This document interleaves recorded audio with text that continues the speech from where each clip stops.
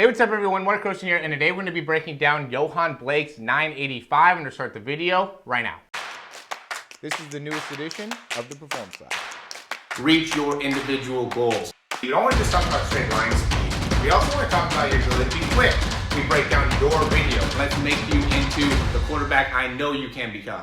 All right, so this is exciting times here for the World Championships, as if we didn't need any more stories heading into all this with all the different people from different places. Marcel Jacobs, Fernando Manyala, Fred Curley, Trayvon Bromell, Coleman. Now we also have, and even Oblique Seville, and now we also have Yohan Blake running his best time in the last 10 years at the ripe age of 32. Congratulations to you, Yohan Blake, for being able to make that happen. Let's go ahead and start the breakdown here. So really what is a thing, and we saw this with Fred Curley as well, with a just phenomenal start, okay? And one of the things that we've talked about in the past is like when a lot of these starters end up coming up, especially somebody like a Usain Bolt, right? We would see a lot of action in that spine, that upward action through the spine. And what he's doing here is he's really projecting out, right? And a lot of these guys are really projecting out. It's not as much about the height in the spine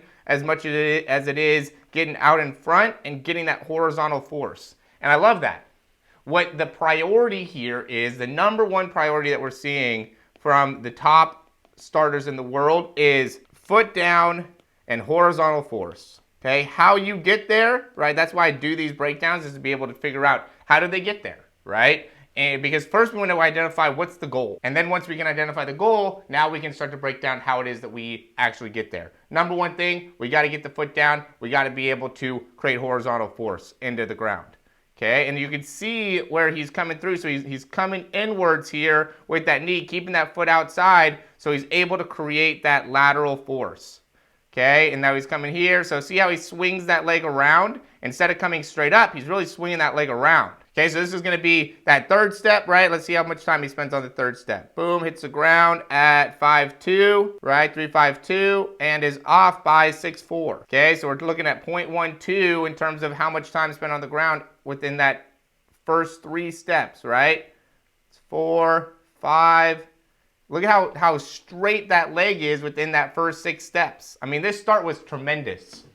Really, really good first, all these steps, right? All these steps were good. All these steps were getting horizontal force. All these steps were very quick with the amount of time spent off the ground. Okay, and you have to be able to be disciplined in this drive phase. Okay, because you can see he's staying down even through this. So look at how straight he's getting that leg, how much horizontal force he's getting in that leg, right? And he's not lifting up his spine. And really we could see too, you know, if we go back, look at how low he's staying with his feet in his backside, right? This is the first step that he starts coming up. This is going into his 5th step, right? Low backside, low backside, low backside, low backside, low backside. Okay, now even that one's pretty low. This one he starts coming up. 7th step. Even his 8th step, that foot was pretty low.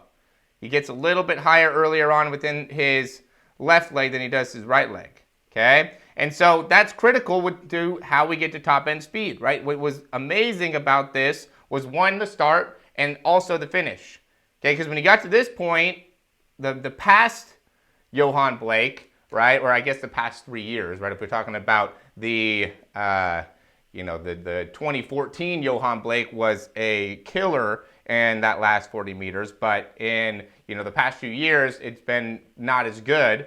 Okay, so now we got the old Yohan Blake back that's really doing a great job of being able to get great extension in the leg. And so what we have to be able to consider, what we have to be able to understand as athletes, as sprinters, as people that are trying to achieve higher levels of top speed performance, is the ability to generate great horizontal force, okay? Because I guarantee you he did a lot of work on his start in order to make it so he can get better here. He's always had this top speed. It's not like all of a sudden he's come out of nowhere and had this amazing change to what he does in his top speed, or what his abilities are in his top speed. What he has changed, though, is how he got to the top speed. And that's where I think a lot of us can get better. And I say us because I think that's something that I could do as well. Improve how I get to top speed, because now, I know I personally have the issue where when my foot hits the ground, right, I'm spending too much time on the ground.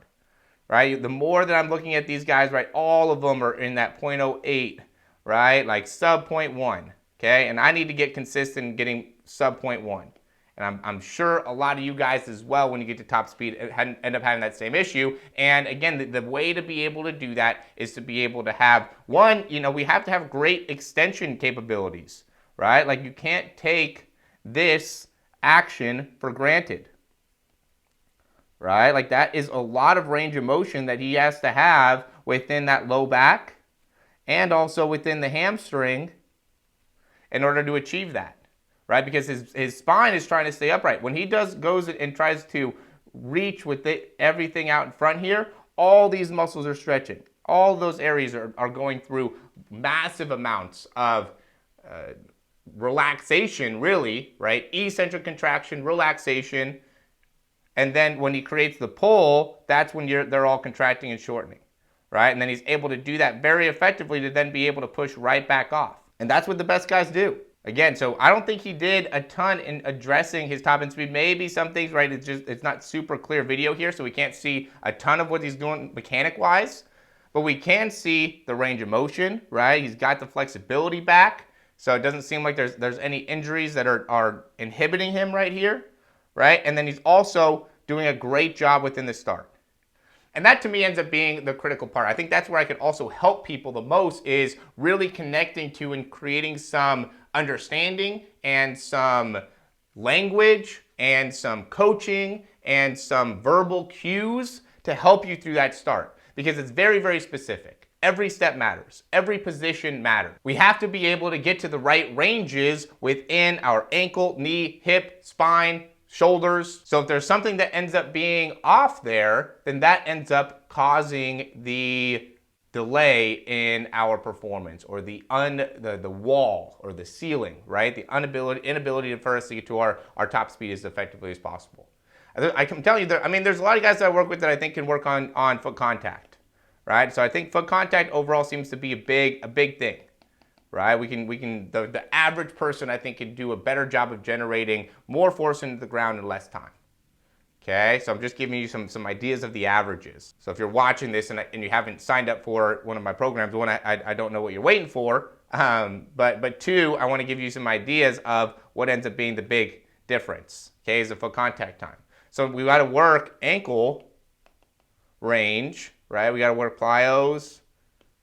Okay, and I watched this video. I want to just say this real quick. It was about Elaine Thompson. I'm doing a video about the length of your legs, and it's probably already posted if you're watching this. Maybe not. But anyway, and one of the things that, looking into some motivation, right, and Elaine Thompson talked about when she first started running, she wasn't one of the faster girls, right? She had to go and improve her sprinting. So what got her to be the best in the world is not God-given ability. It was the fact that she went and trained every day. That's one of the things that, as I was looking more into it, 20 hours a week. 20 hours a week is what the average Olympic sprinter, how much they train per week. 20 hours. Okay, so that should give you some reality in terms of how often or how much you training, how much you doing, how close are you to being able to optimize your performance as an athlete. Okay, so that really should resonate with you. And she talks about too, like, she made the sacrifices. She made a decision to every day put in the work. Not Monday through Friday, not Monday through Saturday, every day. Didn't miss a day. Was disciplined to not miss a day. Told herself, I cannot miss a day. Olympic champion. Some of you guys might have the goal of being Olympic champion. You might just want to be a little faster, right? That information is not going to be as valuable. But most of the people that I'm working with, I think they have the highest standards, because that's somebody how I am. So I think I attract more people like that.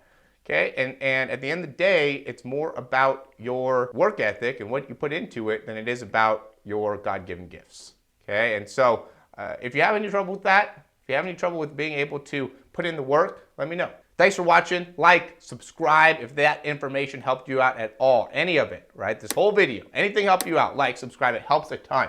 Helps a ton as a business, right? Trying to be able to create more content for you. All this stuff really makes a big difference. Any like, any subscribe, any comment that you can give, all helps me out. Okay? Appreciate you watching. As always, thanks for watching, and I'll talk to you soon.